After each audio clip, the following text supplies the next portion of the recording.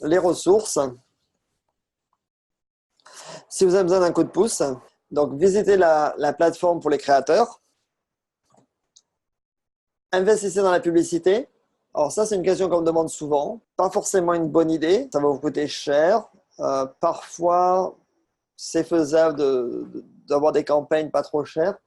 Mais est-ce que ça va être vraiment targeté? Souvent, vous allez entendre, enfin, souvent, si vous allez dans des rencontres YouTube, etc., vous allez rencontrer d'exemples de gens qui ont 300 000 subscribers, 1 million de subscribers, mais par contre, ils font moins d'argent.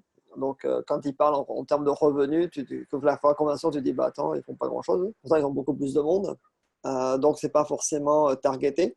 Parce que vous allez noyer le poisson, vous allez noyer vos subscribers. Ça perd un peu de relevance. Donc, ça va attirer du monde, mais c'est pas forcément votre audience. Ils vont pas forcément revenir. Ils vont juste subscribe.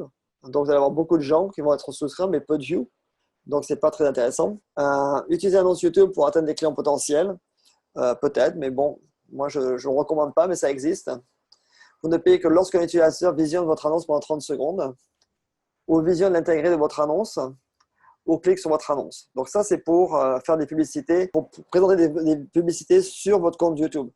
Par contre, à partir de Google Ads, si vous vendez des choses, vous vendez vos services, etc., vous pouvez faire de la publicité sur Google Ads pour le montrer dans d'autres sites, ailleurs. Et si vous passez votre message dans les 8 premières secondes, si les gens font skip, vous ne payez pas. Donc, pendant, je sais pas, moi, j'utilise Grammarly et à chaque fois que j'ouvre une vidéo, c'est des publicités Grammarly. Avant que je skip, je peux pas skipper les 8 premières secondes. D'accord? Mais je regarde pas le truc pendant 30 secondes parce que je la connais par cœur, la machin, puis j'en veux pas du Grammarly, j'ai déjà. Donc, déjà, c'est pas une bonne target parce que j'ai déjà. Il devrait pas me targeter à moi. Mais bon. Donc, les 8 premières secondes, je peux pas skipper, mais je suis obligé de regarder la vidéo. Et vous pouvez faire la même chose et assurez-vous que vous passez le message en entier, votre brand, dans les 8 secondes. En 8 secondes, il faut que les gens puissent se dire « Ah, je vais aller là » ou « C'est ça ». Il faut qu'ils comprennent ce que c'est. Comme ça, même s'ils passent, ils ont quand même le branding qui s'exprime. Et vous, ça ne coûte rien. Donc, ça, c'est quelque chose à retenir. Mais ça vous coûte de l'argent parce que vous payez pour ça. Astuce et conseil, quand vous publiez une vidéo, assurez-vous de regarder la vidéo en entier dès son lancement. Allez sur votre téléphone, annoncez à vos amis, dites à votre femme, votre mari, à vos amis, tiens, hey, je viens de mettre une vidéo. Allez, même si tu ne la regardes pas, joue-la à 100%. Parce que ça va dire à YouTube, oh, tout le monde la regarde et en entier. Donc, c'est vraiment bon. Téléchargez du contenu régulièrement, uploadez. Likez vos vidéos, thumbs up. Utilisez des mots-clés, ajoutez vos vidéos dans les playlists. Ça, c'est très important. Faites vos vidéos en fonction de ce qui est populaire sur Internet. Faites votre travail de recherche. Allez sur Google Trend.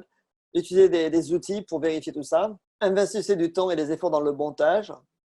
La qualité, c'est important. Assurez-vous d'avoir une bonne lumière, un bon son, une bonne caméra, etc. Ajoutez des tags. Partagez sur vos médias sociaux et faites votre publicité. Créez un contenu intéressant ayant une bonne qualité. Vous l'avez compris, que vous soyez entrepreneur ou passionné, vous devez être sur YouTube.